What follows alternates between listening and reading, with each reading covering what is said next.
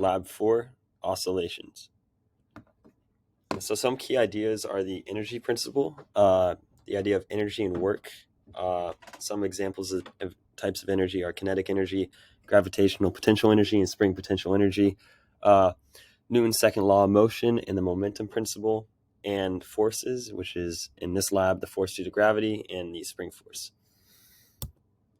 Some relevant equations are the application of energy principle, which is work equals kinetic energy plus gravitational potential plus spring potential energy. Spring potential energy, which is 0.5 times the spring constant times the magnitude of L minus L naught squared. The gravitational potential energy, which is mg times the change in height. Kinetic energy, which is 1/2 mass times velocity squared. Spring force, which is negative the spring constant, magnitude of L minus L naught, and then times L hat. The force due to gravity, which is Fg equals, in vector form, the y is negative mg, and g equals 9.81 meter divided by second squared. The position update formula, which is final position equals velocity average times delta t plus r, or plus delta d times r.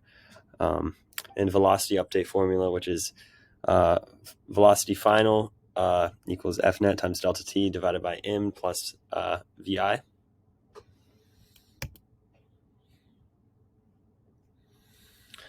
Some key ideas continued is the force due to gravity always points downwards, and the spring force points parallel to the orientation of the spring. Can point in either direction depending on whether the spring is stretched or compressed. For example, if the spring is going inward towards the axis, the spring force will be pointing outward as it tries to return to its equilibrium state, while the force of gravity will always be pointing downwards. So here's the observational model in Tracker.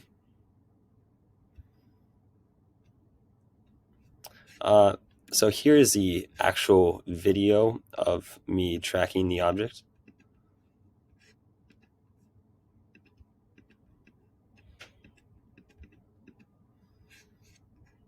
And here's the data that comes with that.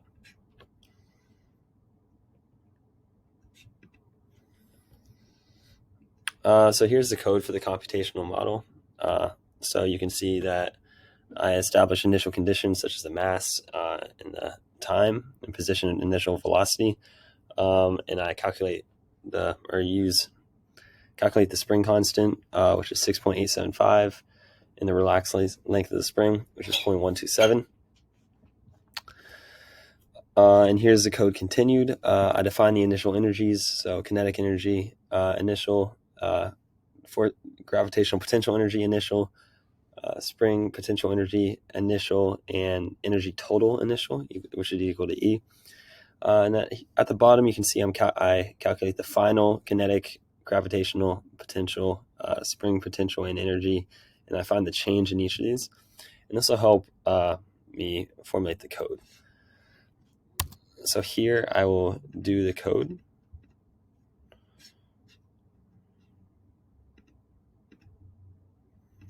So I have to choose a file.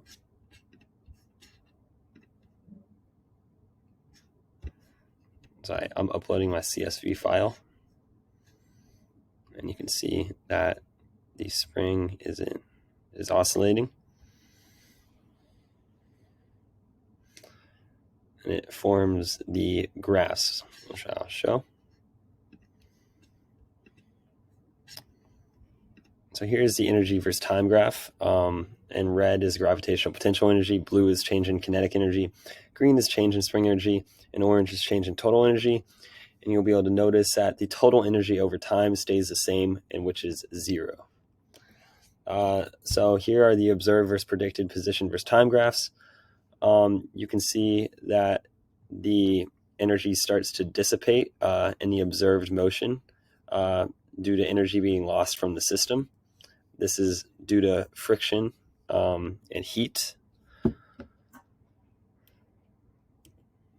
What does this mean? Is the energy principle satisfied? If the energy principle is satisfied, the net Total energy is always constant. According to the computer model, the energy principle is satisfied. In observation, however, energy is lost from the system, so the energy principle does not apply. What does this mean? So we are calculating the oscillation period time.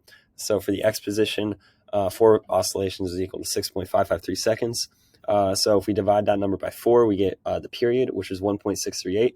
And for the y position, 5 oscillations is 7.597 seconds. So if we divide that number by 5, we get 1.519 seconds.